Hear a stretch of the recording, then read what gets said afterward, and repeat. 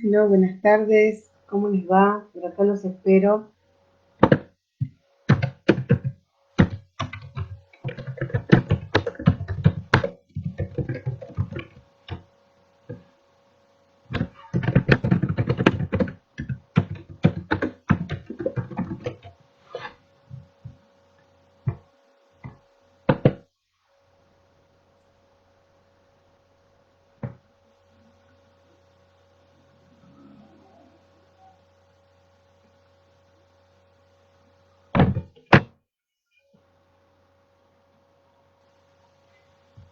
Hola, Anita. Ahí veo que van llegando. Marisol, Sandra.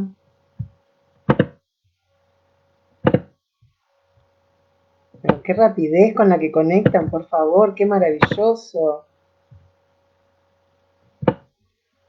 ¿Cómo se nota que están nuevitos? Nosotros que ya están aburridos de verme, llegan tarde, entran a cualquier hora. Bien, me gusta esa actitud, me gusta que estén ahí esperando para ver la clase. Muy bien.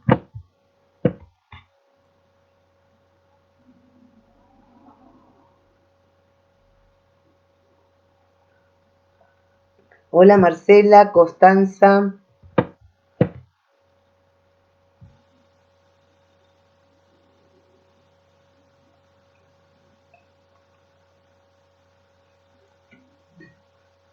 Bien. Hola, Tamara.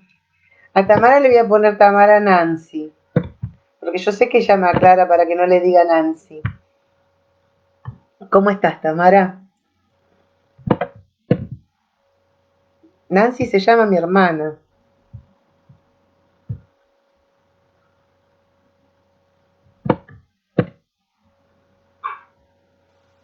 Gracias, Constanza, pero qué amable, amor. Muchas gracias. Hola, Nadia.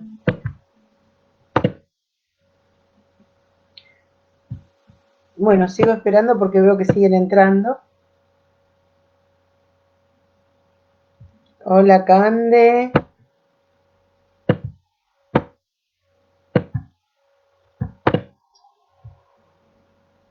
Sandra, hola. Sandra Pérez. Flavia.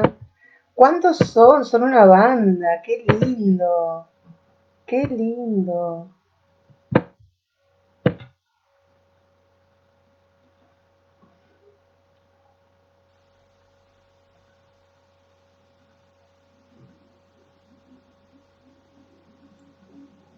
Bien, la madre le presta a Tamara. Muy bien, qué genia tu mamá, Tami. Qué genia.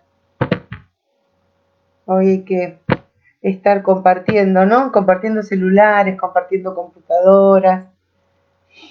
Yo tengo alumnas en tercero que también entran, ellas al revés, son señoras más grandes y entran con los artefactos de sus hijos, porque los de ellas eran elementos casi casi de la prehistoria que no les servían para usar Zoom, ni para ingresar a Facebook, ni nada. Entonces ellas se conectan bajo los nombres o seudónimos de sus hijas. Así que terminamos siendo todos como chancho. Termina siendo toda una gran, hermosa familia. Bien, vamos al grupo de los martes, dice Marcela. Bien, muy bien. Hay martes a la mañana también, hay que aclarar, ¿eh? Grupo de martes a la tarde. Ya los de la mañana todavía no he tenido la suerte de conocerlos, porque estoy coordinando otro grupo en ese horario, así que no puedo dar clases. Ustedes son los únicos de primero que conozco, así que por ahora, para mí, vamos a este grupo porque son el único que conozco. Bueno, estamos. Tengo 13 conectados. Sandra, vos me dirás si empiezo.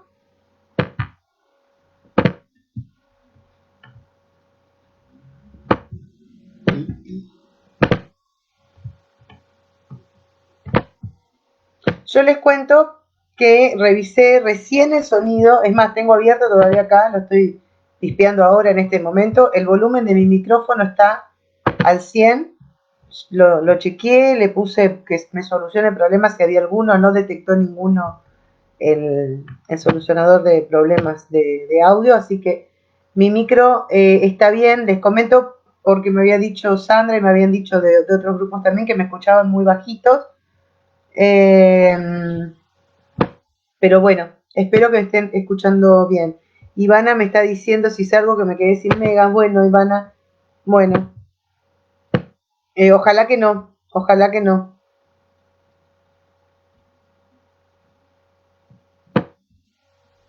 Bueno, me está diciendo la Cordy que puedo iniciar. El tema que tenemos que ver hoy es esquema del cono invertido, ¿sí? Hoy se escucha muy bien. Bueno, menos mal, Anita, menos mal. Bien. Perfecto. No, entonces debe haber sido algún problema en algún momento de la conexión, porque está todo igual que como estaba. No le toqué nada, solo lo revisé de nuevo por las dudas, pero seguía estando todo igual.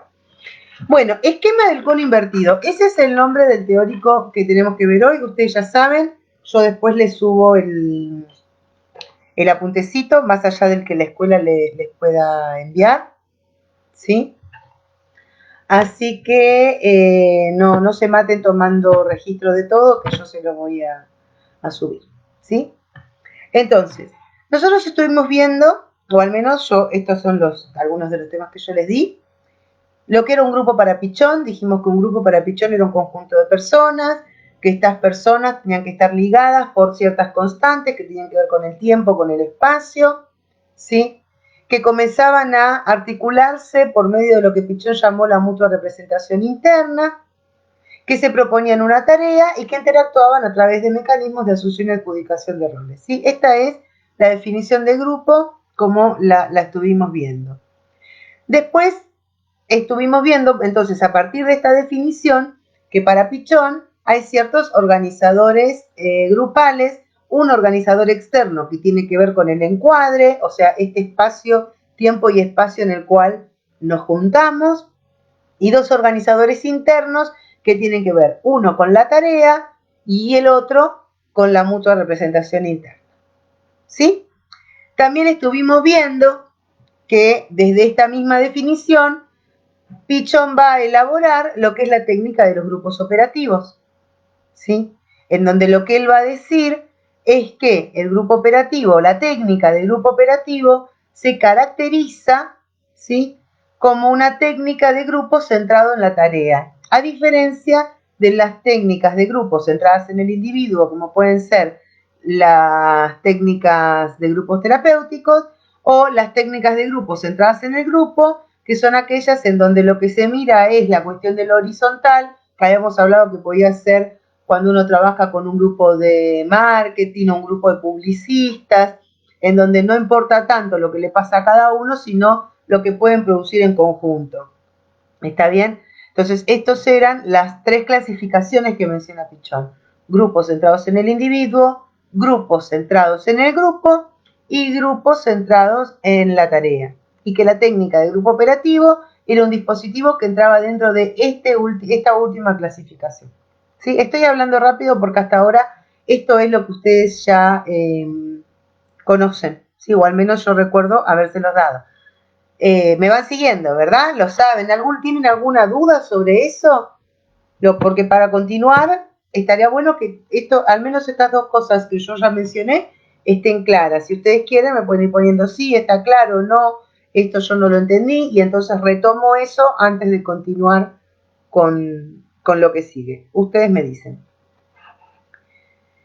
Mientras tanto, yo sigo hablando un poco más de esto. Pichón lo que va a decir del grupo operativo, de la técnica del grupo operativo, es que es una técnica universal. ¿Por qué? Porque nos permite, dice él, abordar cualquier situación de grupo, independientemente de cuál sea la tarea que este grupo tenga. ¿Se acuerdan que algo de eso hablamos cuando hablamos de tarea? Que yo les decía esto de que Pichón, si bien establece que es diferente trabajar en un grupo de terapia o trabajar con un grupo de aprendizaje, la técnica del grupo operativo se aplica de la misma forma en cualquiera de los dos ámbitos. Lo que pasa es que, por supuesto, que si yo quiero trabajar con grupos terapéuticos, voy a tener que tener instrumentaciones que me permitan abordar ese tipo de grupos, ¿no? De abordar ciertas patologías que nosotros, particularmente los psicólogos sociales, no las tenemos, ¿sí? Nosotros no trabajamos con patologías, ¿sí? Trabajamos en la prevención de salud. Entonces, en la prevención de salud no, en la promoción de salud, prevención de la enfermedad. Entonces, el primer esquema de técnica de grupo operativo proviene de una situación grupal a la que Pichot se había enfrentado cuando él estaba trabajando en el Hospicio de las Mercedes, en lo que hoy conocemos como Montes de Oca. Esto seguramente se los han contado. Y si no, probablemente lo hayan leído en los capítulos que les dieron de bibliografía de conversaciones con Enrique Pichón Riviere, el libro de Cito Lema. Entonces, él ahí cuenta que estando en el hospital hubo una huelga de enfermeros, ¿sí? Y de repente se encontró con un montón de pacientes a cargo y sin enfermeros que pudieran realizar la labor que realizan los enfermeros, ¿no? Bañarlos, administrarles la medicación, o sea, aquellas cosas que hacen los enfermeros, ayudarlos a salir de la cama a los que necesitaban ayuda. Bien. Entonces, lo que hizo Pichón fue, de alguna manera, y frente al absoluto abandono de los pacientes, ¿sí? Fue comenzar a trabajar con aquellos que no estaban tan graves, aquellos que estaban en condiciones de ayudar a otros, ¿sí? Y a estos que estaban en condiciones de ayudar a otros, los fue como preparando para atender a los otros pacientes que estaban con menos posibilidades de asistir, sí, que necesitaban realmente ser asistidos. Entonces, lo que él se encontró en que en poco tiempo, sí, incluso menos de una semana, no estamos hablando de meses de trabajo, en menos de una semana, los locos, entre comillas, estaban ya preparados para poder asistir y atender a aquellos compañeros, pares de ellos, que estaban en situaciones mucho más complicadas, ¿sí? Entonces, lo que él les dio fue técnicas básicas de enfermería, algunas cuestiones que tienen que ver con el trabajo de grupo, pero lo más mínimo e indispensable para que ellos pudieran atender a los pacientes, a los compañeros, porque eran pares. Entonces eran locos atendiendo a otros locos. Fue genial, digo. Pichón fue un innovador en todos los ámbitos donde estuvo. Digo, y por cuestiones como esta fue que después lo fueron, ¿sí? De los hospicios. Porque le daba al loco un lugar que en el campo de la psiquiatría en ese momento no tenía. Bueno, hoy mismo no lo tiene, ¿sí? Hoy se ha modernizado el discurso de la psiquiatría y de la psicología, pero sigue existiendo esta idea del loco como aquel a quien hay que asistir, el loco como aquel que no tiene lugar, ¿sí? El que no está bien. Y para Pichón, el loco era un sujeto que estaba sufriendo. Esta era la gran diferencia. Entonces, todas las técnicas que Pichón fue diseñando y toda la teoría que Pichón fue diseñando, ¿sí? Se aplica al trabajo con el sufrimiento, básicamente, ¿sí? E incluso cuando hablamos de aprendizaje, porque el aprendizaje, nosotros creemos cuando hablamos de sufrimiento, de este sufrimiento psíquico extremo al que está expuesta una persona que padece alguna enfermedad mental. Pero lo cierto es que aprender también es doloroso y nos enfrenta con ciertas cuestiones y hay que hacer ciertos movimientos y hay que hacer ciertos esfuerzos que son dolorosos. Entonces, trabajar con todo eso es trabajar siempre con el sufrimiento psíquico del otro, ¿sí? Por supuesto que en distintos grados no se puede comparar estos movimientos que exige un grupo de aprendizaje con el ámbito de lo terapéutico y ya la patología, ¿sí? Pero digo, siempre trabajamos en el terreno de la resistencia. Cuando hay resistencia es porque hay miedo a la pérdida, miedo al ataque, en definitiva hay sufrimiento. Siempre estamos trabajando en ese campo. Entonces, el primer dispositivo de la técnica de grupo operativo surge acá y después Pichón hace lo que yo les comenté la otra vez, que les dije que lo leyeran en Teoría de la Técnica, en donde justamente hace lo de la experiencia Rosario y pone en ejecución por primera vez y con este nombre a la técnica de grupo operativo. ¿Sí? Entonces, ¿en qué consiste la técnica de grupo operativo? ¿Sí? Hasta acá más o menos lo que ya habíamos hablado. ¿En qué consiste esta técnica? ¿Sí? Básicamente, dice Pichón, se basa en dos aspectos fundamentales. ¿Sí? Pensar a los grupos o al grupo con el cual trabajamos en dos dimensiones. La dimensión de lo explícito, la dimensión de lo implícito. ¿Sí? Y la idea, ¿sí? Y en esto es una técnica que se asemeja mucho al psicoanálisis, es que eso que está implícito, que va a tener que ver por lo general con esto de las resistencias, las ansiedades, aquello que nos obstaculiza, es que eso que está latente o implícito pueda volverse explícito para así poder trabajarlo. La técnica de grupo operativo, ¿sí? Consiste básicamente en que ese movimiento espiralado entre lo implícito y lo explícito sea justamente permanente y que no se vea obstaculizado, ¿sí? por ninguna cuestión. A ver que tengo mensajitos por acá, me parece. Ah, sí. Hola Emi, buenas tardes. Bueno, entonces, lo central de la técnica, dice Pichón, es descubrir lo implícito o acceder a algo de ese material de lo implícito, ¿a partir de qué? Y a partir de lo explícito, no tengo otro material del cual partir. Sí, ahora quédense tranquilo que esto ahora lo voy a aclarar, tengo un grafiquito ahí que después está también en el material el grafiquito, ¿sí? Entonces, ¿cómo accedemos a eso implícito? ¿Cómo es que podemos empezar a pensar acerca de lo implícito? ¿Sí? ¿Cuál es nuestro instrumento de trabajo para poder evaluar lo implícito? ¿Qué es lo que genera los obstáculos tanto en el aprendizaje como en la curación? ¿Sí? Y entonces para esto es que Pichón diseña lo que conocemos como el esquema del cono invertido. ¿Sí? Este esquema se compone, yo ahora se los voy a mostrar y lo voy a ir poniendo y sacando a medida que vaya desarrollando, porque la clase se basa en justamente desarrollar cada uno de los elementos de este esquema. A ver, ¿lo ven ahí? Sí. Este es el cono invertido. Ven que es un cono que está al revés. ¿Está bien? La base del cono acá está arriba y el vértice del cono está abajo. Entonces, tenemos en la base del cono, arriba, lo manifiesto. Y en el vértice del cono abajo, lo latente. ¿Sí?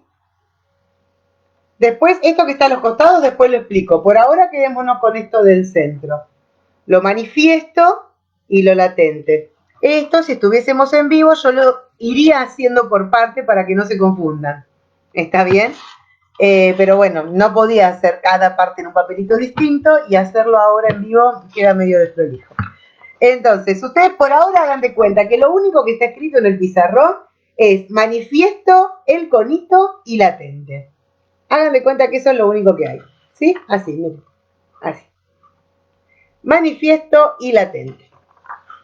Entonces, ¿de qué hablamos cuando hablamos de lo manifiesto?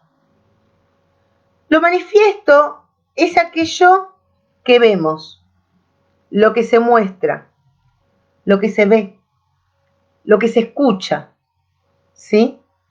O mejor dicho, lo que se oye. ¿Está bien? Porque cuando yo ya escucho, en la escucha, justamente para eso nos entrenamos, los psicólogos sociales, es para que en eso que oímos podamos empezar a escuchar otra cosa. ¿Sí? Dice Lacan, ¿sí?, que nosotros hablamos en pentagrama. Y él se refiere a esto. Vieron que en las líneas del pentagrama, cuando uno hace las notas de la música, yo ni idea de música, pero sí sé que esto era así, cuando me lo hacían dibujar en música de la escuela, la nota abarca todos los 5 renglones y hay partes que quedan por debajo de los renglones. Entonces, hay cosas que están por debajo de lo que decimos. ¿Sí? Entonces, lo que va a decir Lacan respecto de esto de lo manifiesto y lo latente es que por un lado está lo que se habla, pero en realidad nosotros tenemos que tratar de ver qué es lo que se dice. ¿Sí? Lo que se habla es el discurso intencional, es lo que yo verdaderamente quiero decir a este nivel, o lo que yo quiero decir acá.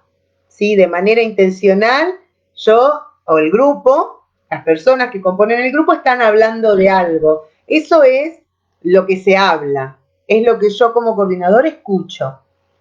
Pero yo tengo que saber que debajo o detrás de eso que se habla, hay otra cosa que tiene que ver con esto, que es lo que se dice, lo que verdaderamente se está diciendo en eso que se habla.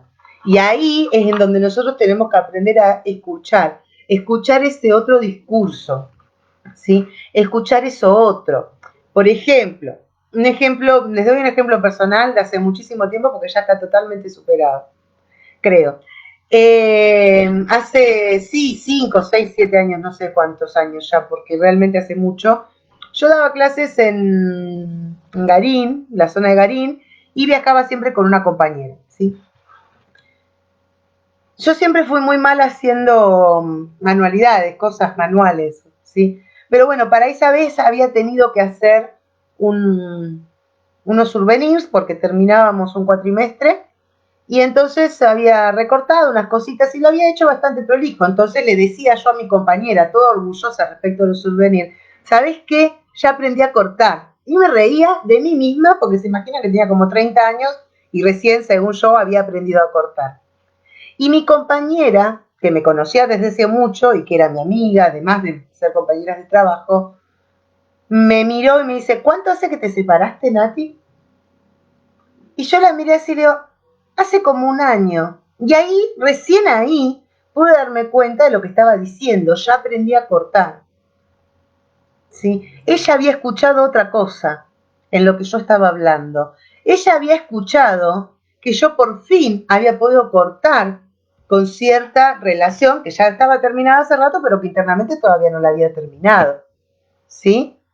Entonces, en mi hablar, yo dije, ya aprendí a cortar, una tontería, pero ella escuchó otra cosa que yo no estaba diciendo.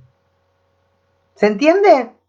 Entonces, esto es lo que hacemos los coordinadores, es oír para poder escuchar qué se está diciendo detrás de eso que el otro está hablando. No es lo mismo lo que hablamos que lo que decimos. De esto tenemos que ser conscientes todos, todo el tiempo, que lo que yo hablo no es lo que digo, que siempre hay algo más en eso que estoy hablando, ¿sí? Incluso, no me voy a meter con esto, pero Lacan llega al extremo de decir que nosotros somos hablados por nuestro inconsciente, que en realidad es nuestro inconsciente el que se expresa por medio de lo que nosotros hablamos. ¿Sí? Cuando vean psicoanálisis van a poder agarrar más de todo esto, pero por ahora quédense con esta idea. Detrás de lo que hablo está lo que digo, ¿sí? ¿Qué tiene que ver con esto? Con lo latente, ¿sí? Siempre decimos más de lo que hablamos, ¿sí? Y más que acá Constanza me está poniendo hay que saber interpretar. Sí, yo diría que más que saber interpretar, hay que saber hacer lectura. En esto es importante porque la idea de interpretar, creo que esta es una de las cosas por las que después nosotros vamos a hablar de interpretación, usamos esta palabra de interpretación, pero a mí particularmente me suena a que la interpretación pareciera que uno tiene que hacer algo que el otro no sabe hacer. O sea, yo, Natalia, tengo que interpretar la verdad del otro, que lo cierto es que no puedo interpretar la verdad del otro porque apenas conozco la mía. Pero lo que sí aprendemos a hacer es a escuchar qué más está diciendo el otro con lo que habla. ¿Para qué? para preguntar, esto que hizo mi compañera no me dijo, vos lo que te pasa es que como hace más de un año que te separaste, ahora estás recién cortado. No me dijo eso. Ella no me devolvió una interpretación salvaje acerca de lo que ella creía que yo estaba queriendo decir. Ella me lo preguntó y yo sola caí en la cuenta de lo que estaba diciendo. Ella solo me dijo, ¿cuánto hace que te separaste? Un año, le dije. Cuando terminé de decir un poquito más de un año, dije, y ahí también aprendí a cortar.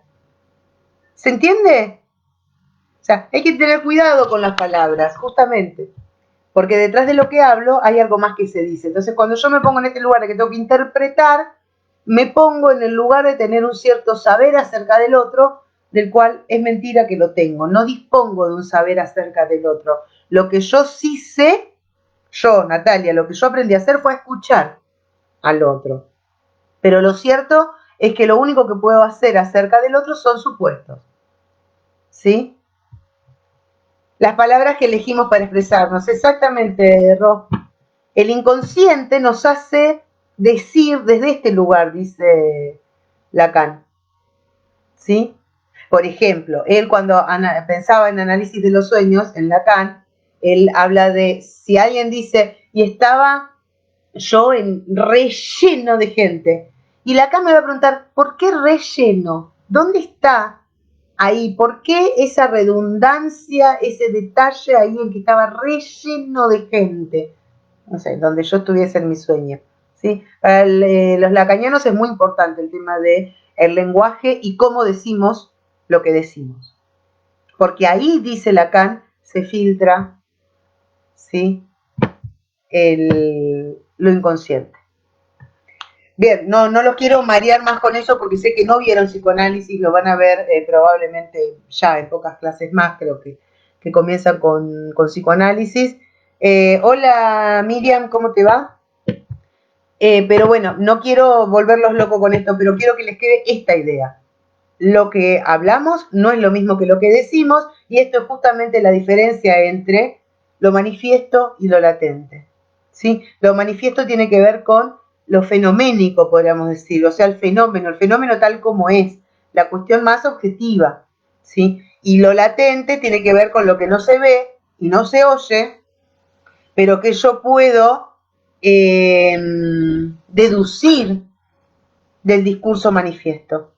Porque acá también, en este gráfico aparece esto, ¿no? Como lo que está arriba, lo que está abajo, pero la verdad es que lo único que existe es esto. A ver, ahí. Es lo único que tengo, ¿eh? Con esto tengo que trabajar, con lo manifiesto. Todo lo que yo pueda decir de acá es deducción, es supuesto, no lo sé. No hay certeza. Trabajamos con la incerteza. Trabajamos con eso.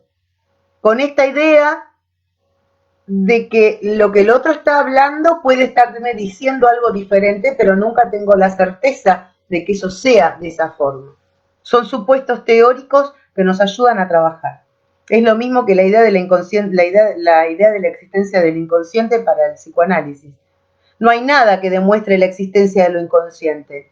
Es un supuesto teórico, pero es un supuesto teórico que es útil para trabajar, que se ha mostrado útil a lo largo de ya más de 120 años.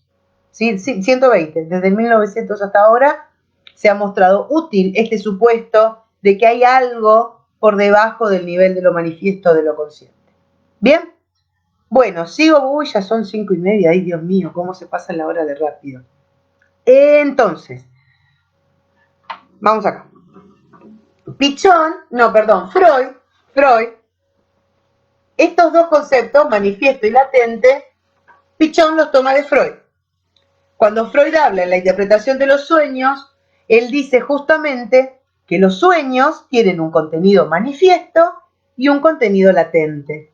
El contenido manifiesto es lo que yo recuerdo del sueño y el contenido latente son ciertas ideas inconscientes que le dieron origen. Quédense ahora con esta idea de ideas inconscientes porque no voy a profundizar, le falta ver psicoanálisis todavía, ¿sí? Pero como que en todo sueño están estos dos elementos, las ideas inconscientes que nosotros no conocemos, por eso son inconscientes, y aquello que yo recuerdo del sueño. Que eso que recuerdo del sueño es como una especie de disfraz, ¿sí? En donde está aludido lo inconsciente.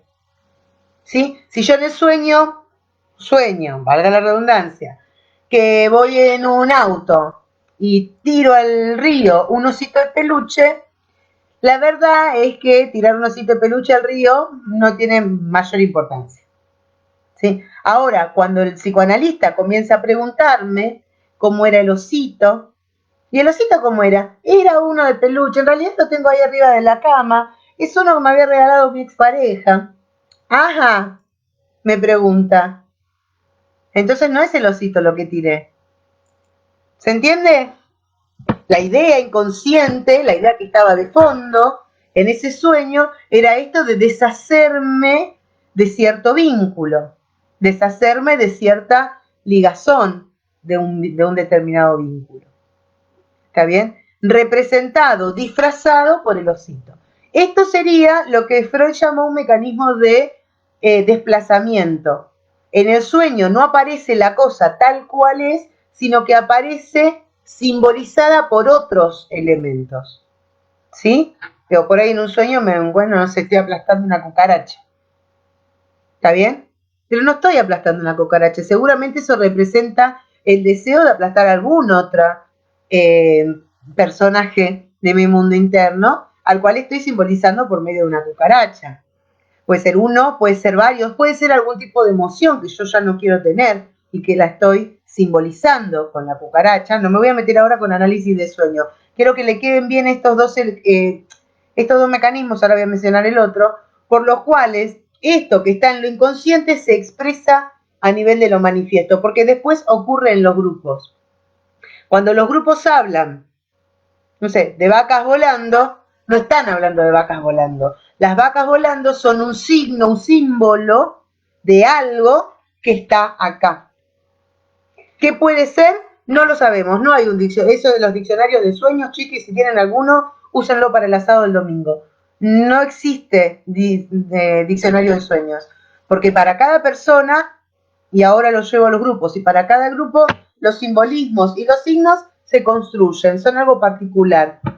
No es que en un grupo hayan hablado de vacas volando y eso en ese grupo significaba, no sé, por ejemplo, que se sentían en el aire, que sentían que no tenían herramientas suficientes para hacer pie y que estaban en el aire, básicamente. No significa que todos los grupos de ahora en adelante que hablen de vacas volando significa eso. Eso significaba para ese grupo. En otro grupo que hablen de vacas volando, veremos qué pasa, veremos qué puede significar ese mismo significante, diría Lacan. Esas mismas palabras. Si yo igual les hablé a ustedes, yo les di comunicación, ¿no? Ustedes saben lo que son los significantes. Un mismo significante puede tener múltiples significados. Por lo tanto, ¿sí? Yo lo que tengo que tratar de ver es qué elemento está desplazado o condensado, son los dos mecanismos que menciona Freud, en lo manifiesto de lo latente. ¿Sí? La condensación es cuando en un solo elemento se condensan varias cuestiones. ¿Sí? Varios elementos de lo latente. Por ejemplo, esto que les decía hoy. Además de tener ganas de hacer aplastar a mi jefe, tengo ganas de hacer desaparecer algún sentimiento mío. Por ejemplo, esto, no sé, estoy rencoroso con mi jefe. Entonces quiero hacer desaparecer el rencor, quiero aplastar a mi jefe, también me gustaría aplastar a mi marido. No vayan a pensar que yo soy una mala persona por los sueños que tengo, ¿eh? No son de verdad estos sueños. Y a mi vecina, que la vi mirándolo y coqueteando con mi marido. Entonces, a los 4 estos que yo quisiera, un sentimiento y 3 personas que yo quisiera hacer desaparecer del mundo, en el sueño les doy un pisotón representado en el pisotón a la cucaracha. ¿Sí? Entonces, un elemento que simboliza varios del contenido de lo latente. Entonces, en los grupos, acá en lo manifiesto, aparece un discurso, pero en ese discurso están condensados y desplazados elementos de acá, elementos de lo latente. ¿Bien? Espero que sí. Constancia me dice, sí, son vivencias y deseos. Sí, por lo general lo inconsciente, lo que Freud va a decir es que son deseos, ¿sí? Deseos inconscientes. Después hay algunos seguidores, discípulos de Freud que esto lo han modificado, pero no me voy a meter por ahí porque no viene al caso y les voy a confundir la cabeza. Entonces, vamos ahora a lo que está a los lados del cono, que son los vectores, justamente. Pichón les llama vectores porque los vectores tienen esto, un vector es una flechita. En física se representa como una flecha, pero en realidad es algo que tiene una dirección, una direccionalidad, ¿sí? Y a nivel de la biología, un vector es un agente, algo que traslada algo de un lugar al otro. Por ejemplo, el vector del coronavirus se dice en su momento fueron los murciélagos infectados, bla, bla, bla. Sí, el vector es aquello que transmite información de un lugar al otro, ¿sí?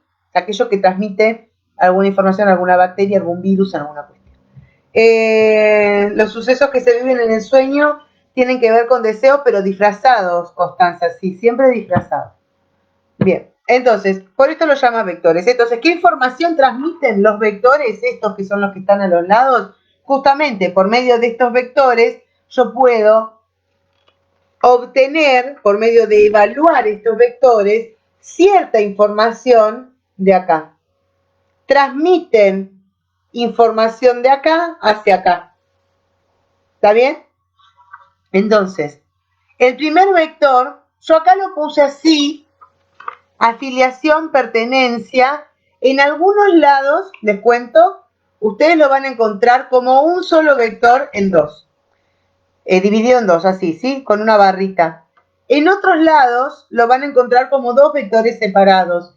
Es indiferente si los pensamos como dos vectores separados o como si lo pensamos como un solo vector que tiene estos dos aspectos. Es independiente, no se hagan problema por eso, ¿sí? Yo lo voy a dar como si fueran un solo continuo, porque así lo entendí yo, así lo aprendí yo, y creo que así lo quiso transmitir Pichón Riviere.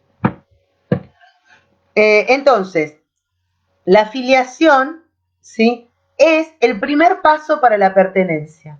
Por eso para mí es un continuo, ¿sí? La afiliación es un paso previo a la pertenencia. ¿Qué es la afiliación? Cuando ustedes fueron a la escuela a anotarse, es la afiliación, es un trámite administrativo, ¿sí? Es un trámite administrativo. Yo voy y me anoto para ser parte de un grupo, pero todavía no soy parte de ese grupo, simplemente estoy afiliado, ¿sí? Fíjense en los clubes, cuando dicen los afiliados, ¿quiénes son los afiliados de los clubes? Los que pagamos la cuota como nabos, creyendo que así vamos a obtener alguna vez algo y no obtener nunca nada. Los que pagamos la cuota. El grupo es el grupo, vamos a ponernos de River, yo soy de River. El grupo es el equipo de fútbol, eso es un grupo. Los demás, los hinchas, que si somos socios, somos afiliados al club y nada más. ¿Sí? No somos parte de nada. ¿Sí? Somos afiliados. Entonces, la afiliación tiene que ver, ¿se acuerdan cuando hablamos de grupo, que yo les hablé del pasaje de serie a grupo? Que cuando hay un conjunto de personas que comparten tiempo y espacio, si no hay mutua, lo que hay es una serie. Bueno, en un principio, cuando solo están afiliados, lo que hay es una serie. Ustedes se encontraron por primera vez y además en estas condiciones tan particulares y eran una serie, ¿sí? Porque lo único que tenían en común eran que estaban afiliados al mismo grupo y que estaban compartiendo un tiempo y un espacio virtual, pero espacio al fin. Es lo único que tenían en común en ese momento, eran una serie. Cualquiera de los demás podría haber sido intercambiado y no importaba. ¿Se acuerdan que esa era la característica de la serie? Que cualquiera es intercambiable por otro. Pero ahora ya no es lo mismo. Más allá de que probablemente todavía no haya una internalización completa de los otros, sí hay, a ver, cuando yo vengo, yo ya reconozco los nombres. Yo ya sé que Nancy me va a decir, hola, profe, yo soy Tamara, ¿sí? Reconozco a Constanza, ya sé que ya la vi varias veces, por ahí no le puedo conocer la cara, porque no puedo ver las fotos de perfil de ustedes acá, ¿sí? A Ro, ¿sí? A Anita, son nombres que yo ya tengo asociados con este grupo. Ya no es lo mismo. Si suponiendo el martes que viene, el otro martes o cuando le vuelva a dar clases, no está Constanza o Anita o Ro, ¿sí? Tal vez hasta podría preguntar, ¿hoy no está Constanza? Porque veo que no está haciendo comentarios. Digo Constanza porque es una de las que más comentan las clases. Entonces está internalizada desde este lugar, ya. Esto, el nombre, una cierta imagen de perfil ahí que no logro ver, pero que puedo identificar como que es la de ella, que es ella que hace muchas preguntas y que participa mucho, y que está re bueno, les digo para los demás también que estaría bueno que participen y que hagan preguntas si es que las tienen, ¿sí? Digo, empieza a ver, ya no es lo mismo, ya no es intercambiable cualquiera por cualquiera. Entonces, en un principio, cuando estamos afiliados solamente, somos una serie. Para que se produzca este pasaje de serie a grupo, Sartre, ¿se acuerdan? Había hablado de este pasaje entre la fusión, el juramento. No lo voy a repetir para no perder tiempo porque ya lo vimos cuando vimos grupo. Pero era este pasaje de fusión, juramento, fraternidad, terror, organización, institucionalización, burocratización. ¿Se acuerdan? Los 6 pasos del pasaje de serie a grupo, ¿sí? Que menciona Sartre. Alejandro Simonetti va a darnos una visión más cortita de este pasaje en 4 pasos, ¿sí? Entonces él va a decir que en un primer momento en los grupos lo que aparece es el momento que él llamó de impostura. Es un como si, ¿sí? Es un como si. Es una especie de mentira grupal que nos creemos todos, donde se exageran las coincidencias, se disimulan todas las diferencias para justamente hacernos la ilusión de que ya somos un grupo.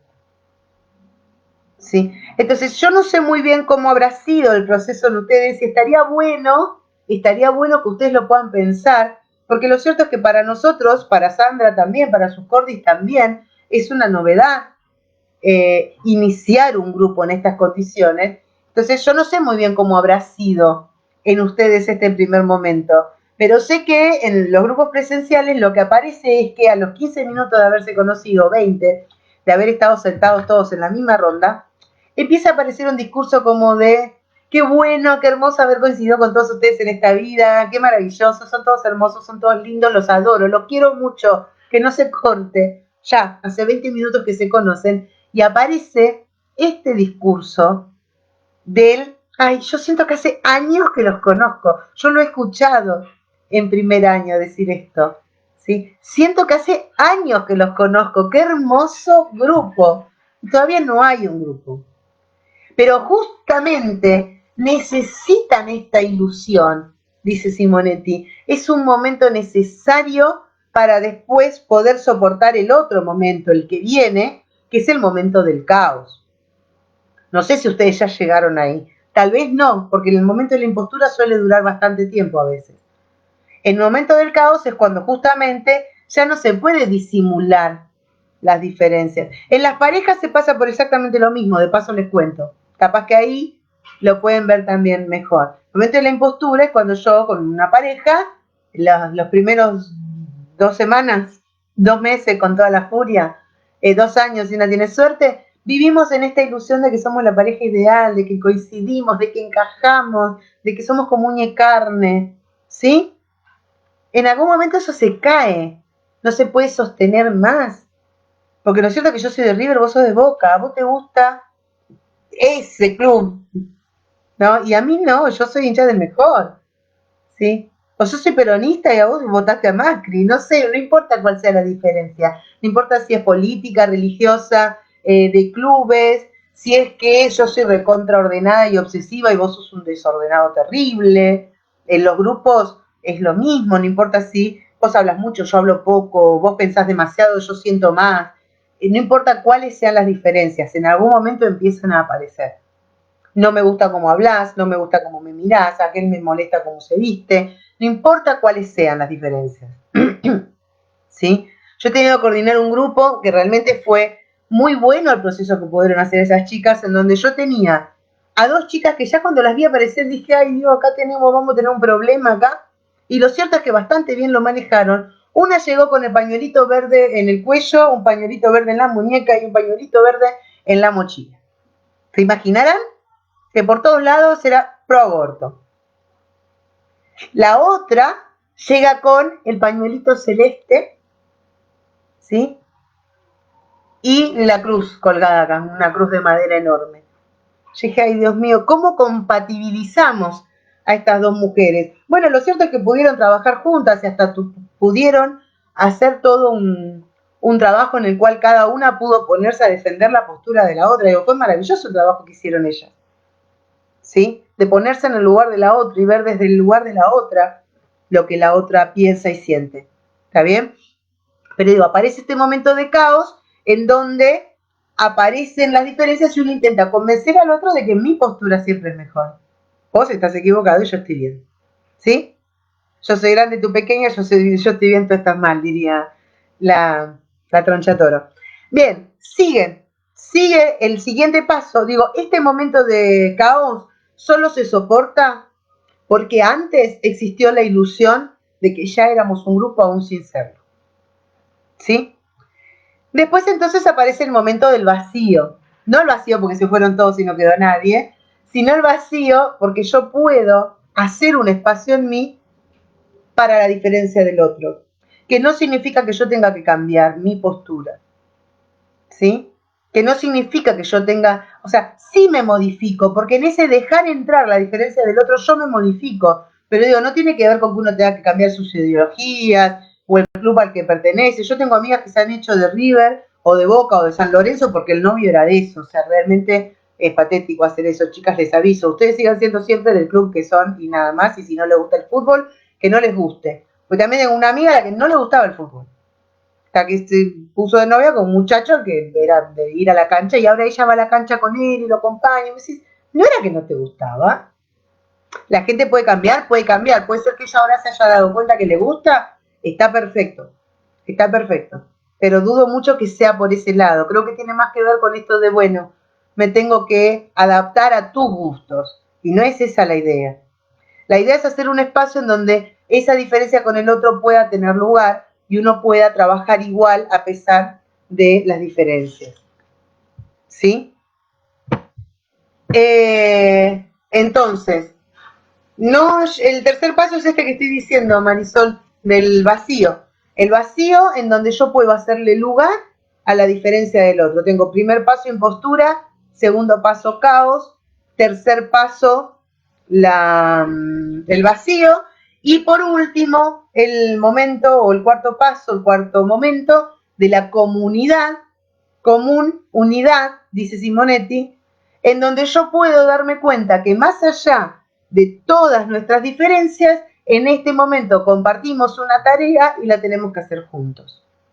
¿Sí? Este es un proceso que tiene sus idas y venidas. A veces llegamos a este momento de comunidad y después pasa algo, alguien se va, se cambia de año, se cambia lo que sea, sucede y hay un retroceso. Cualquier elemento del campo que se modifique puede provocar que se pase de una etapa a la que se llegó, se regrese a una etapa previa, ¿sí?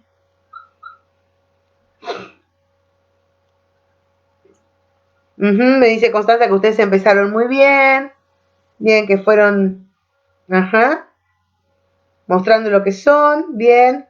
Miriam habla de que el momento de vacío es aceptar al otro como es. Sí, tiene que ver con esto. Más que aceptar al otro como es aceptar que el otro es diferente. Porque, ojo, también ahí, digo, aceptar al otro como es no es tan incondicional. Yo no me quiero poner en filosófica con usted porque me queda media hora y Sandra me va a matar porque hablé de un solo vector hasta ahora. No es aceptar al otro como es. Yo no puedo aceptar a un golpeador. No lo puedo aceptar como es. Lo que sí puedo aceptar es que ese tipo es diferente de mí. ¿Sí? Yo puedo aceptar que somos diferentes, que piensa diferente, que mira el mundo diferente, ¿sí? Pero no puedo aceptar como es. ¿Se entiende la diferencia? Digo, aceptar que la gente, los demás, son diferentes es una cosa, aceptar todo de los demás es otra cosa muy, muy distinta. ¿Sí? Ojo al piojo. Bien, entonces, se pasa el momento de la pertenencia. Por fin estamos entonces en el momento de la pertenencia. La pertenencia es fundamental para nosotros los seres humanos. ¿Sí? Nosotros necesitamos pertenecer. Para Pichón la pertenencia va a tener que ver con esto de la construcción de la mutua representación interna.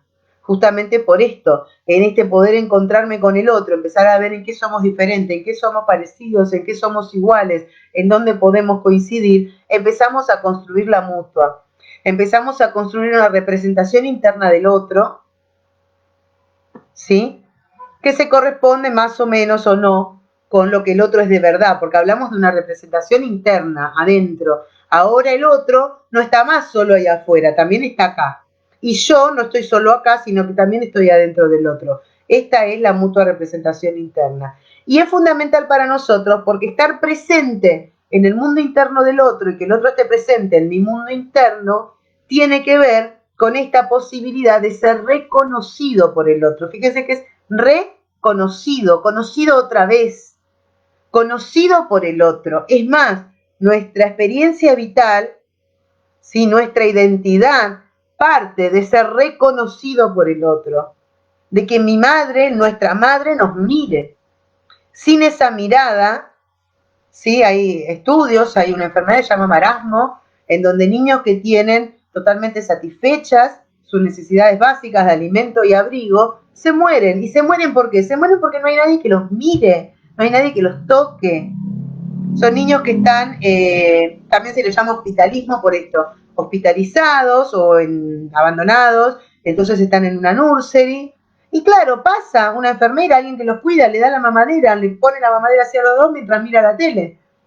Y no los mira, y no los toca, y no hay un vínculo de amor y de deseo como que se genera entre una madre y su hijo. Entonces esos niños se morían igual. A este extremo llega nuestra necesidad de ser reconocido. Sí, hay un autor, que yo no recuerdo ahora el nombre, que dice que la pertenencia debería ser un derecho, porque es una necesidad. Y todo lo que es necesidad, inevitablemente tiene que convertirse en un derecho. Nosotros necesitamos pertenecer. Lo necesitamos porque es nuestra manera de existir. Nosotros existimos con el otro.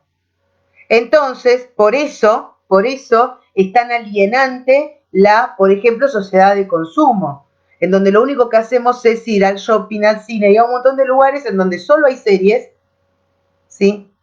Y entonces se vuelve alienante, la masa se vuelve alienante. ¿Por qué? Porque dejo de existir, porque empiezo a ser uno más entre un montón. Justamente por eso es importante este pasaje de serie a grupo y este sentimiento de poder pertenecer y ser reconocido por el otro. Porque en ese reconocimiento del otro empieza a ver, ahí Constanza dice, no hay afecto. Claro, no hay afecto. El afecto tiene que ver con este contacto, con este mirar. La mirada es el primer diálogo que una madre establece con su bebé y el contacto físico, la piel. ¿Sí? Entonces, toda nuestra identidad se apoya justamente en esta mirada del otro. Lo que yo soy está definido por la mirada del otro. Por eso, cuando entramos a los grupos, lo que más necesitamos es pertenecer y lo que más nos duele es no pertenecer. Ese es justamente el efecto del bullying. El bullying lo que hace es quitarle a alguien su derecho a pertenecer. Es excluirlo, es segregarlo. Bien, sigo con los otros vectores porque no llego sino chiquis. Vector de cooperación. La cooperación, ¿con qué va a tener que ver? Con nuestra posibilidad de cooperar con el otro, justamente, de hacer con el otro. ¿Sí? Poder hacer con el otro, esperen que se me perdió acá mi punteo. Sí, cooperación, sí. Poder hacer con el otro tiene que ver con la posibilidad de trabajar junto con el otro, haciendo juntos y no tratando de hacer mejor o más. ¿Sí? En la competencia, lo que se juega es la posibilidad de hacer juntos. ¿Sí? No, por ejemplo, en un grupo en donde tienen que, me ha pasado en grupos esto, tienen que preparar un trabajo. Y alguien encuentra en un libro o en algún lado alguna información muy, muy, muy importante, muy linda, muy muy buena para el trabajo que tienen que presentar y entonces ahora tiene dos opciones.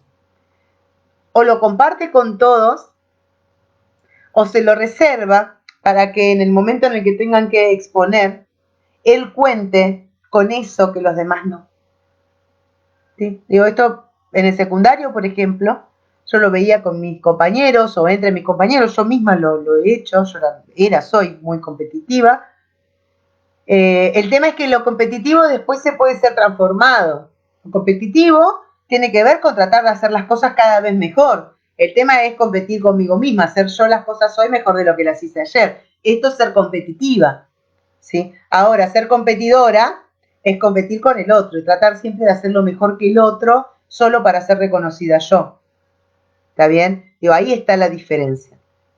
Entonces, cooperar es el que encuentra algo y dice, che, esto nos puede servir a todos, y entonces lo comparte, ¿sí? En lugar de buscar el rédito o el crédito para él solo. ¿Está bien? Entonces, lo que pasa con la cooperación es que así como nosotros tenemos una tendencia natural a querer pertenecer, también tenemos una tendencia natural a querer expresarnos como seres únicos. Y esto nos lleva a ser competitivos con los demás. ¿Sí? Digo, nosotros está esta contradicción entre el querer pertenecer y ser como todos y pertenecer y el poder mostrarme y expresarme como un individuo único. ¿Sí? Entonces, en esa contradicción, en esa tensión, se va a dar una dialéctica bastante interesante. Digo, cooperar implica hacer renuncias narcisistas, implica, de alguna manera, castrarnos simbólicamente para poder renunciar a esta parte de mí que quiere ser único y mejor que todos, para poder ser todos un buen grupo y no ser yo el mejor de este grupo. ¿Se entiende? Hay que hacer una renuncia. Para ganar un grupo, tengo que renunciar a una parte de mí. Este es el punto. Tengo que renunciar a algo para ganar otra cosa. Para ganar el grupo. Digo, no puedo cooperar si no hay pertenencia. Fíjense que los vectores empiezan a enlazarse acá. ¿Sí? Yo primero me afilio, hago este pasaje a la pertenencia y cuando me siento parte, puedo empezar a cooperar, puedo empezar a hacer con el otro. ¿Por qué? Porque entiendo que somos parte de un mismo sistema y que tenemos una misma tarea que cumplir. ¿Bien? ¿Tiene alguna duda hasta acá? ¿Alguna pregunta?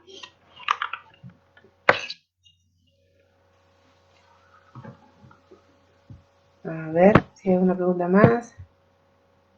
Pareciera que. Bueno, sigo. Si aparece alguna pregunta, vuelvo. El vector que sigue, pertinencia, lo tenemos acá. ¿Sí? En el vector de la pertinencia, lo que vamos a evaluar, ¿sí?, es justamente qué tan adecuadas son lo que está haciendo el grupo con relación a su tarea. Fíjense, esto lo traigo ahora, que acá en el centro está la palabra tarea. Digo, todo esto que ocurre con relación a la tarea. La tarea para nosotros siempre es centro. ¿Sí? Es la tarea. Todos estos vectores los vamos a pensar con relación a la tarea. ¿Sí? Entonces, la pertinencia con respecto a la tarea va a tener que ver con que si lo que estamos haciendo es lo adecuado o no con respecto a la tarea que tenemos. Por ejemplo, ustedes tienen como tarea el aprendizaje de la psicología social. Entonces, ¿qué es lo que deberían hacer en el operativo? Deberían poder hablar de los teóricos, articular, no repetir los teóricos. Ojo ahí también. Yo creo que de esto lo hablamos cuando hablé de tarea. No, la tarea no es repetir el teórico. Yo he tenido grupos en donde ¿qué era que dijo la profesora? Y entonces se ponen entre todos a tratar de hacer memoria de qué fue lo que dijo Natalia o quien sea que haya dado el teórico. No es esa la tarea. La tarea no es reconstruir el teórico, armarlo de nuevo, a ver si dijo la profesora y si me acuerdo bien lo que dijo o dejó de decir la profe, sino tratar de articular lo que esta profesora dijo con la vida cotidiana. ¿Sí? Por ejemplo, no sé, me acordé de un cuento que tiene que ver con algo de esto que dijo la profesora. Me acordé de otro teórico, porque ahora que ya tienen varios teóricos encima, ya también parte de la tarea podría ser empezar a articular un teórico con otro, empezar a decir, este teórico que dio hoy, o este concepto de mutua representación, tiene que ver con lo de vínculo, y tiene que ver con lo de mundo interno, y tiene que ver con lo de la internalización, o sea, poder empezar ustedes a hacer una relación que no le quede cada uno de los temas por separado, ¿sí? Porque la idea es que después todo esto se puede ir integrando. Se dan los temas por separado porque hay que darlos así a fines didácticos, pero son todos temas que están relacionados entre sí. Y ustedes tienen la tarea de ir haciendo esa relación en ustedes y entre ustedes, ¿sí? Para poder ir armando ese ecro común del que habla Pichón como una de las tareas que tiene un grupo. Armar un ecro en común. Es esto. Entonces, ¿cómo lo vamos armando? Desde este lugar, articulando lo teórico con lo cotidiano de cada uno, articulando teóricos con otros teóricos y articulando también, ¿sí?, la teoría con el propio grupo. Por ejemplo, este es un teórico que ustedes van a poder articular con ustedes.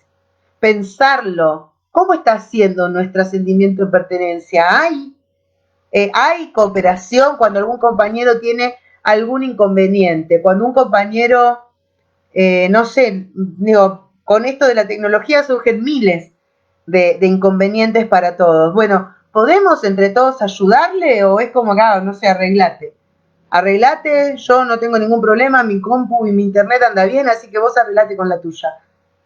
Digo, la cooperación va a tener que ver con esto. Digo, yo lo que he descubierto con esto del coronavirus es que la cooperación adquiere otras formas, pero cuando está instalada en un grupo, siempre está. ¿Sí? Aparece desde miles de lugares diferentes. ¿Sí? ¿Por qué? Porque ya está el sentido de pertenencia y porque entonces se puede empezar a trabajar con esto de cómo le ayudo al otro para que pueda, ¿sí?, seguir siendo parte, seguir participando de esto que somos todos. Por supuesto, lo digo yo, estoy coordinando en grupos de tercer año donde esto ya está construido. Si bien siempre está en construcción, está más sólido en tercero que en ustedes que recién empiezan. Ustedes esto lo tienen todo por construir, pero entonces acá es donde tienen que empezar a pensarlo. ¿Cómo lo estamos construyendo? Y ustedes ahora en el operativo, no ahora están en el teórico. Llevarse esto de, bueno, ¿estamos cooperando? ¿Realmente me importa lo que le pasa al otro? Cuando el otro, hoy por ejemplo, creo que vi por acá que alguien preguntó, no sé si fue Sandra misma o la Cordi, no me acuerdo y no voy a volver porque me pierdo, pero que alguien le preguntó a otro, ¿estás escuchando? ¿No? De este lugar de, me importa que así como yo estoy escuchando, vos también estés escuchando. Y esto tiene que ver. Ahora, una cosa es que lo haga la coordinadora, por eso creo que la pregunta la había hecho la Cordi, ¿sí?, que es nuestra función, esto de incluir, y otra cosa es si eso lo hace un compañero. ¿Sí? Ahí aparece ya, o empieza a aparecer. No estoy diciendo que esto tenga que suceder así. Estoy diciendo que esto tiene que ver con la cooperación y que desde este tipo de actitudes es que uno puede empezar a pensarla. Si está, para fortalecerla. Y si no está, para pensar por qué no está y cómo podemos empezar a hacer para seguir, para ir construyéndola. ¿Se entiende? Esta es la idea. No que empecemos a decir, ay, no, qué horror, no tenemos cooperación. No, es, vamos a suponer que ustedes llegasen a la conclusión que no la tienen. No, bueno, a ver, no estaríamos teniendo. Entonces, ¿cómo podemos hacer para empezar a colaborarnos, ayudarnos? ¿Qué renuncias tengo que hacer para poder hacer junto con el otro? ¿Sí? Bien, sigo. ¿Estamos con los vectores de este lado? ¿Sí? Afiliación, pertenencia, cooperación, pertinencia, que va a tener que ver con el hacer respecto a la tarea. La comunicación. Yo de la comunicación les hice otros cuadritos. Si ustedes se acuerdan, cuando yo les di la clase de comunicación, les dije que quedaba una última parte del apunte que no la había desarrollado porque la iban a ver cuando vieran, no sé si en ese momento lo mencioné así, pero creo que sí, cuando vieran vectores. Bueno, soy. Porque yo cuando les hablé de comunicación, les hablé de los axiomas de la comunicación, les hablé de los vicios de la comunicación, les hablé, espérenme que estoy buscando acá, para no olvidarme, de los vicios, de los axiomas, y de la configuración de la comunicación en el sentido del emisor, el receptor, ¿sí? Pero no hablé de las configuraciones de la comunicación a nivel de lo grupal. ¿Está bien? ¿Se acuerdan cuáles eran los axiomas, los vicios de la comunicación? ¿O tengo que...?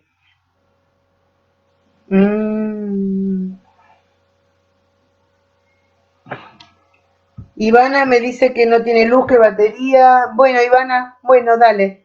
Te mando un abrazo y que lo puedas ver después. ¿Sí? Un abrazo. Tengo mis serias dudas de que ustedes se acuerden de los axiomas y de los vicios. Vamos a hacer lo siguiente. Yo no lo voy a desarrollar ahora porque me quedan 20 minutos. Si llego, hago un repasito al final. Si no llego, les quedará a ustedes hacer el repaso de esos dos puntos, sobre todo de la comunicación, fundamentalmente lo de los vicios, ¿sí? Esto de la enunciación incompleta, la bola de cristal, la adivinación de pensamientos, ¿sí? Sí, me dice Chechu que bien, que se acuerdan. Perfecto. Entonces, las modalidades de la comunicación en un grupo o en un vínculo en general. El feedback.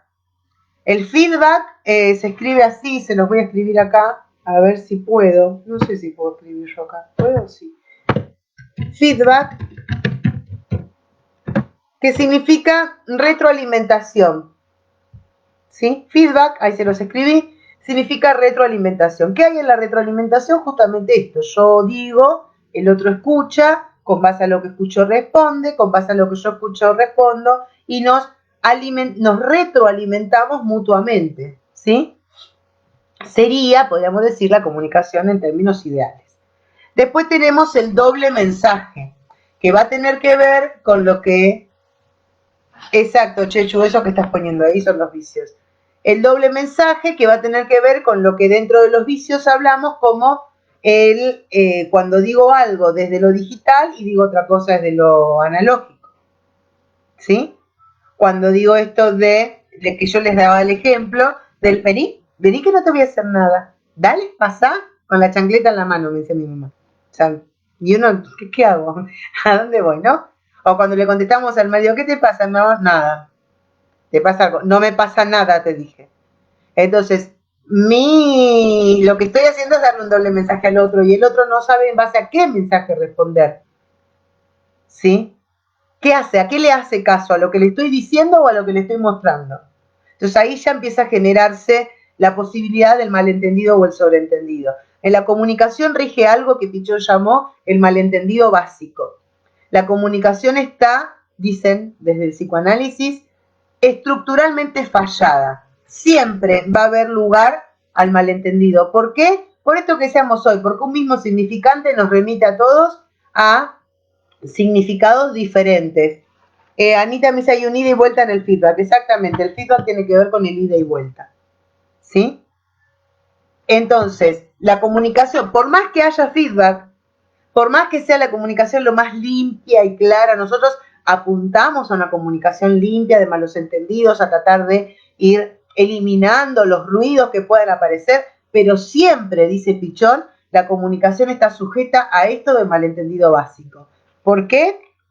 Porque los significantes que yo utilizo tienen una significación para mí y no son los mismos que para el otro. Por lo tanto, a nivel de lo imaginario de ambos, dos personas, estoy hablando de dos personas en un vínculo, imagínense en un grupo en el que son, ¿cuántos son ustedes? Como 18 tengo yo ahora conectados. Si entre dos siempre está esta posibilidad de que nuestros imaginarios no coincidan y por lo tanto yo estoy hablando de una cosa y vos estés escuchando otra, imagínense eso multiplicado por 18. Entonces siempre está esto del malentendido básico en la comunicación. Lo que nosotros vamos a tratar de hacer es de mantenerla lo más limpia posible, evitando todos esos vicios, ¿sí? Teniendo en cuenta los axiomas, ¿está bien? Entonces, después están los secretos dentro de los grupos. No hay nada más dañino dentro de los grupos que los secretos, ¿sí? ¿Por qué? Porque en los secretos hay algo que 2 o 3 saben y que otros no. ¿Sí? El tema es que el saber da poder. Entonces esos 2 o 3 que saben algo y los otros no lo saben, ¿sí? Empiezan a tener, a asumir cierto poder y empiezan a ya no estar en lugar de igualdad y de paridad. Yo sé algo que vos no. ¿Sí? Digo, no hace falta en un grupo, en un vínculo. ¿Sí? Cuando una novia celosa revisa el celular del marido y se encuentra con algún mensajito y en lugar de decirle al marido y abrir el diálogo ahí, conserva esto y desde ese saber que ella tiene, que él no sabe que tiene, ella hace, somos guachas, las mujeres lo hacemos, ¿sí? Yo, en este grupo hay varones, sí, ¿no? Ay, no me acuerdo ahora, pero sí había, bueno, no me acuerdo, pero somos guachas, si hay algún varón, no registres esto que estoy diciendo. Digo, eso es ser jodidas. Y es manejarme con un poder de saber algo que el otro no sabe que yo sé. ¿Sí? Entonces el secreto es dañino en el vínculo, es dañino en los grupos. Los secretos pueden destruir grupos. Por eso es importante, creo que ya vieron ustedes en Cuadre, la ley de restitución. Es fundamental la ley de restitución. Siempre llevar al grupo aquello que tenga que ver con el grupo. Y si tengo dudas, yo siempre les digo lo mismo. Si tienen dudas de si es pertinente llevar al grupo algo, llévenlo igual. Es mejor que nos digan que no es pertinente lo que estamos llevando a que eso que yo no llevo termine generando algún tipo de conflicto mayor. ¿Sí? Ahí está Nico. Bueno, Nico, vos no escuchaste nada de lo que yo acabo de decir. Las mujeres no hacemos eso, ¿sabés? ¿Sí? Nosotras no revisamos celulares ni somos así de jodidas. Jamás. Al menos ninguna de las que estamos acá. Después otras mujeres capaz que sí, pero nosotras no. Bien, sigo. Entonces, ¿cuáles son las configuraciones? Lo que hablé recién son las modalidades de la comunicación. Después están los silencios, hay grupos que tienen muchos momentos de silencio. En el apunte, ténganme piedad, es uno de los primeros teóricos que yo di, está hecho hace millones de años. Dice, es la no comunicación, entre comillas. Ya sabemos que no existe la no comunicación, después ahí está aclarado, de cualquier manera algo se comunica, ¿sí? Que tiene que ver con, bueno, con tanto silencio, que es lo que este grupo está diciendo, qué es lo que pasa, ¿sí? Pero siempre en los grupos hay momentos de silencio y hay que respetarlos y también poder pensarlos y reflexionarlos, ¿sí? De por qué los silencios, si es que son necesarios, si es que son reflexivos o si son defensivos. Y están ahí como para obturar que aparezcan cuestiones que no queremos que aparezcan. Bien, configuraciones de la comunicación, voy a empezar un poco más rapidito porque se me va el tiempo.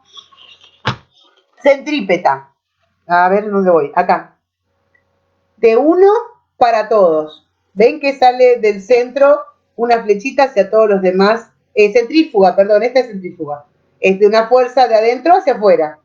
Como un sacarropas. ¿Sí? Una fuerza de adentro hacia afuera, que expulsa, que sale. ¿Sí? Todo se aclara con una buena comunicación. Sí, si es una infidelidad se aclara solamente con un palazo en la cabeza, Constanza. Pero bueno, después del palazo se puede hablar.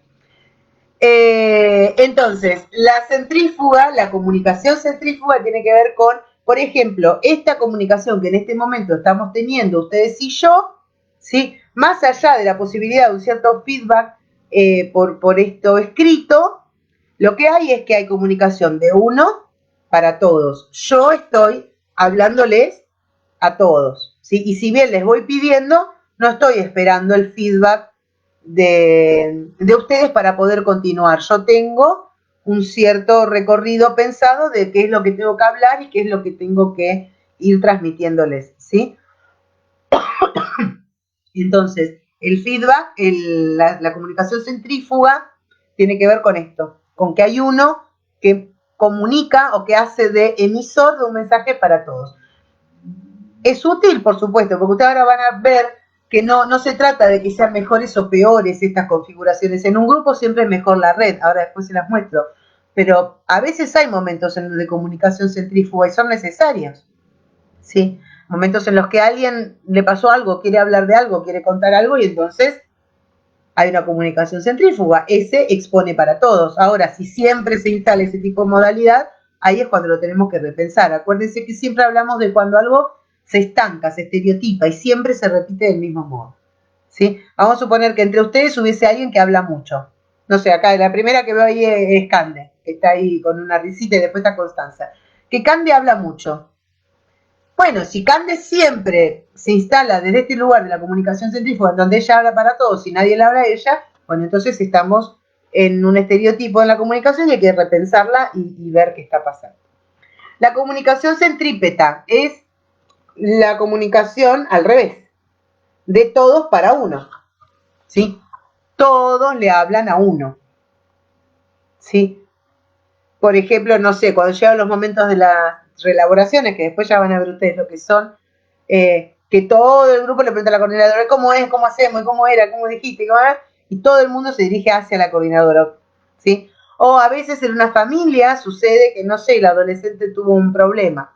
Si es una familia que, en la que se charlan estas cosas, al adolescente, no sé, se peleó, se agarró a piñas el sábado a la noche. Entonces el domingo a la tarde, reunión familiar, adolescentes sentados en la esquina de la mesa y todos bla, bla, bla, bla, y todos, ¿sí? Hablándole al adolescente. Entonces ahí hay una comunicación centrípeta, de todos para uno. ¿Bien? Después tenemos, esta la van a conocer, esta quien no la conoce, si no la conocen, les invito a ir un domingo cuando se levante la cuarentena a mi casa, a la casa de mi papá en realidad, a almorzar. El despelote, y Pichón lo llamó así, no estoy yo diciendo algo que Pichón no haya dicho. Despelote, no había otra manera de llamarlo, era el modo más académico que encontró. El despelote, no hace falta que aclare de qué estamos hablando. Todos hablan al mismo tiempo, nadie escucha a nadie, ¿sí? No hay posibilidad alguna de feedback porque nadie está escuchando a nadie, porque cada cual está en su propio discurso y siempre se eleva cada vez más la voz para que se escuche mi propio discurso y no el de los demás. ¿Sí? El despelote lo conocemos todos los que tengamos una familia de tipo Benvenuto. ¿Está bien? Bien, sigo. Los cuchicheos. Los cuchicheos es cuando entre dos, ¿sí? Están en el grupo. Ustedes es más difícil que eso ocurra. Están a salvo de esto. Pero puede pasar igual porque puede haber comunicaciones por privado, en los chats y eso, y también termina de alguna manera apareciendo. Pero en los cuchicheos, en un grupo, cuando estamos en presencial, es muy incómodo ver que hay dos personas que están diciendo algo por lo bajo y no lo socializan. ¿Por qué? Porque esto despierta la fantasía del secreto. Sí, el cuchicheo despierta la fantasía del secreto. ¿Está bien? Después están los monólogos paralelos, cuando hay dos personas que están hablando, pero no están hablando entre sí, no hay feedback. Cada uno está diciendo lo suyo. ¿Sí? Y esto yo siempre lo traigo como ejemplo, no para introducir nada de la política, sino porque realmente fue un buen ejemplo. Cuando se hizo en su momento el debate presidencial, el primer debate presidencial entre Mauricio Macri y Daniel Scioli, la idea de un debate es justamente que haya feedback, pero no lo hubo. Lo que hubieron fueron dos monólogos paralelos. Ninguno de los dos nunca contestó las preguntas que el otro hizo. Los dos tenían un discurso armado e iban ahí. Lo que hacían era tomar la pregunta del otro, disfrazarla para terminar diciendo lo que ellos querían decir. ¿Sí? Bueno, ahí tienen un ejemplo claro de lo que son dos monólogos paralelos. ¿Sí? Pareciera que hay un diálogo, pero no lo hay. No hay una verdadera retroalimentación. Y por último, la red, que sería lo que nosotros podemos llamar la buena comunicación. Ya sabemos que no hay una buena comunicación, no hay una comunicación que sea buena o mala. Hay comunicaciones que son más operativas o menos operativas respecto a la tarea. Digo, acá, en este espacio, por más que estuviéramos en el presencial, sería igual. Yo hablaría, ustedes escucharían en lo general. Más allá de algún comentario o algún ejemplo, en lo general sería una comunicación centrífuga. Porque no serviría para ustedes que yo instalase este tipo de comunicación o de configuración, en donde todos se están comunicando con todos, ¿ven? Hay una red, acá hay una red, todos se comunican con todos, ¿sí? Pero no serviría para dar un teórico esa configuración, porque si todos habláramos con todos, la mitad de lo que yo tengo que decir, no lo podría decir. ¿Se entiende? Entonces, No hay ni buena ni mala comunicación. Yo por eso les voy aclarando algunas cosas porque después en el texto lo van a leer y van a decir, acá está diciendo lo contrario. Ténganme piedad, acuérdense que este texto les dije, tiene más de 10 años, todavía había cosas que no sabía o que no tenía tanta claridad como por ahí uno la va teniendo después con la experiencia. ¿Está bien? Sí, no, más, este creo que tiene más de 15 años. Entonces, la comunicación no es ni buena ni mala.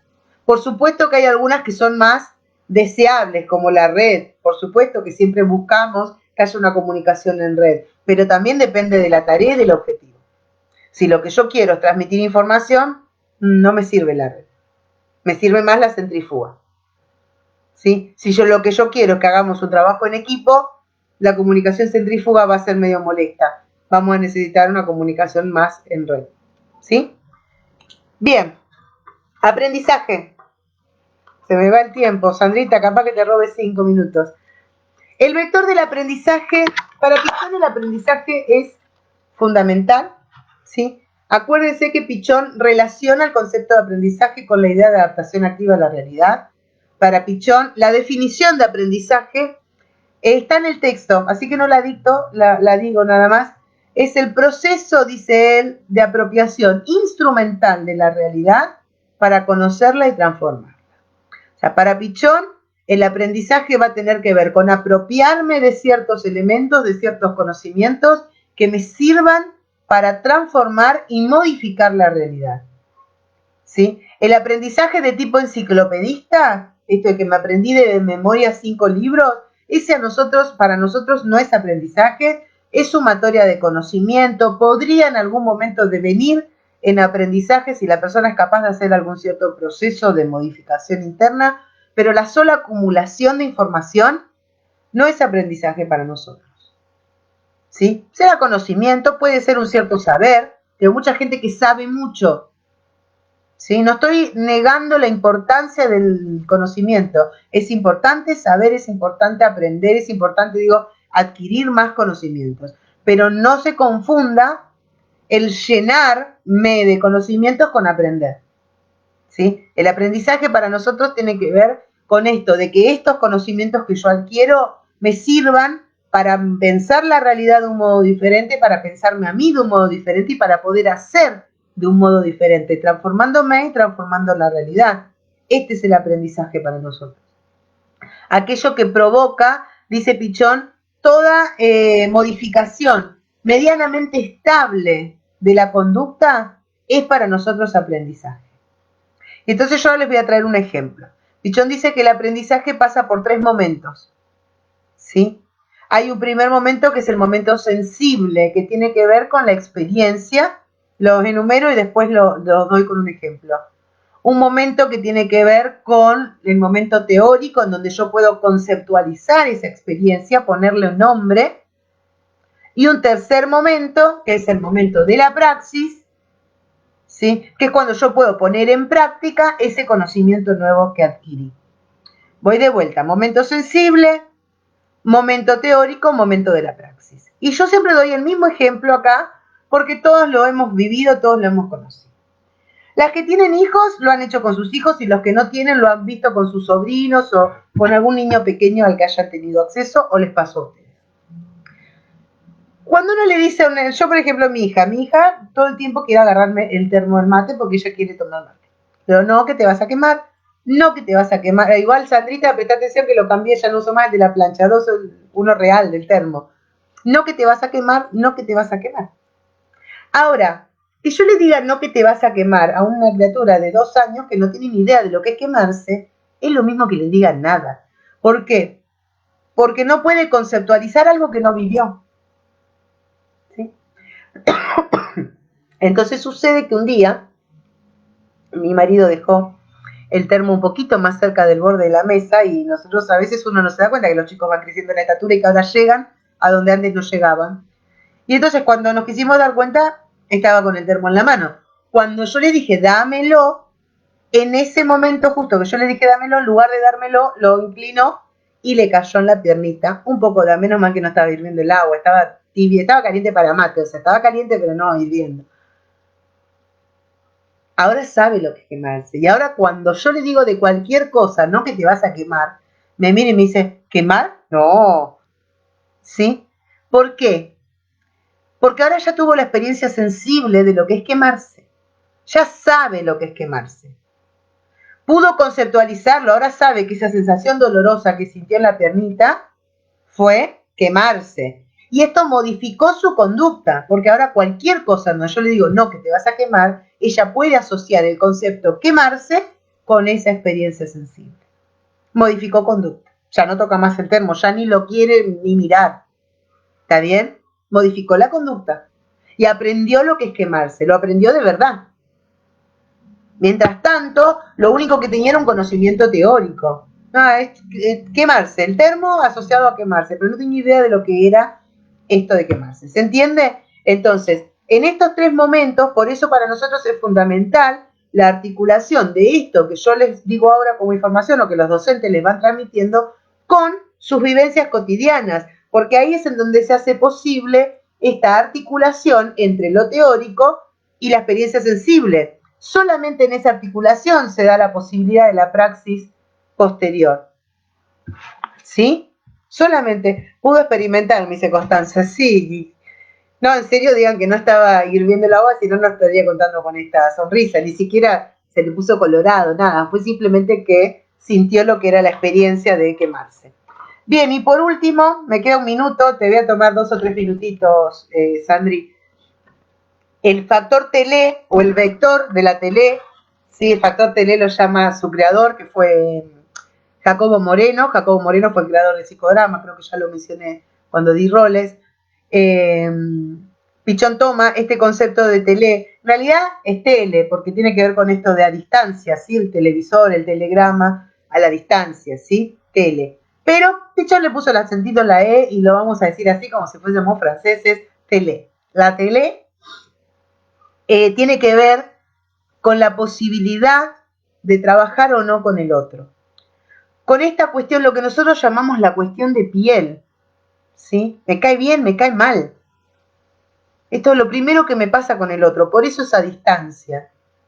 Esto primero que me pasa con el otro, que ustedes supongo que lo habrán visto cuando vieron vínculos, si no yo creo que también se los di cuando hablé de roles, ¿sí? Que uno cuando recién conoce al otro, no conoce al otro, lo que sucede es que se actualiza un personaje interno.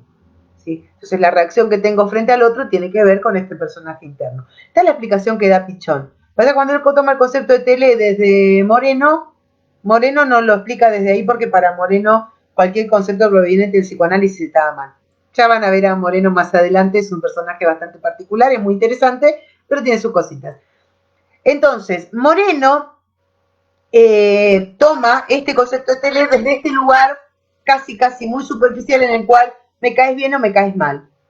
¿Está bien? Pichón lo que va a hacer es tomarlo, ampliarlo, diciendo que la tele va a tener que ver con lo que en psicoanálisis se conoce como los procesos transferenciales, que es esto en donde yo actualizo en mi mundo interno algún personaje interno a partir de la presencia externa del otro. ¿Sí? Ya lo van a ver cuando vean psicoanálisis. Pero en principio, la tele tiene que ver con esto de cierta tendencia positiva para poder estar o trabajar con otro y cierta tendencia más negativa, ¿sí?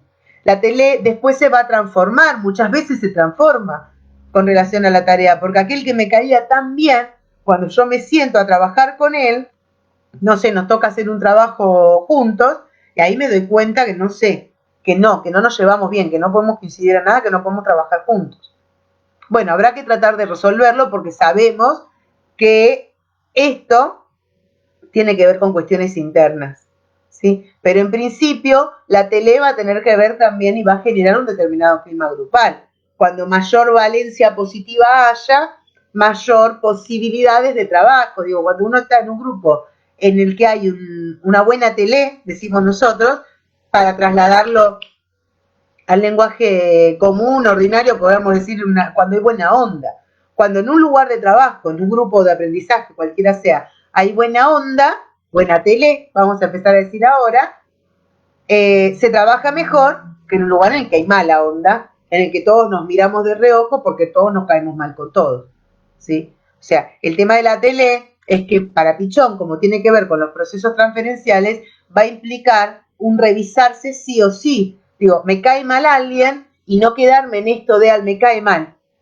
Me cae mal y no, empezar a revisarme. ¿Por qué? ¿A quién me recuerda? ¿Qué escenas me trae? ¿Con qué personaje lo asocio? Porque por algo, sin conocerlo siquiera, el otro me cae mal. ¿Bien? Bueno, hasta acá llegué. No me olvido de nada. Sí, me olvidé de un detalle del cono que lo tienen acá, que es esta espiral, ¿sí? La espiral dialéctica, que ya lo van a ver después cuando vean dialéctica, pero lo que va a decir Pichón es que esto latente en esto manifiesto que se va expresando por medio de estos vectores que están a los lados, no se expresan de manera lineal, sino que hay un proceso continuo en espiral, ¿sí? En donde nos vamos acercando, dice Pichón, desde lo manifiesto cada vez más a lo latente en continuas lecturas en espiral, ¿sí? También lo latente se va mostrando cada vez más en lo manifiesto en continuos movimientos espiralados, ¿sí? Esto de un movimiento de avance y retroceso permanente. Bien, bueno chiquis, hasta acá llegué, perdón por los 5 minutos que les robé, les mando un abrazo, espero, creo que después tienen vacaciones de invierno ustedes, ¿no? También igual que los otros grupos, así que tengan buenas vacaciones, yo creo que ya no los veo en lo que va del mes, así que les mando un abrazo grande, después les subo el material, ¿sí? Nos vemos, hasta luego.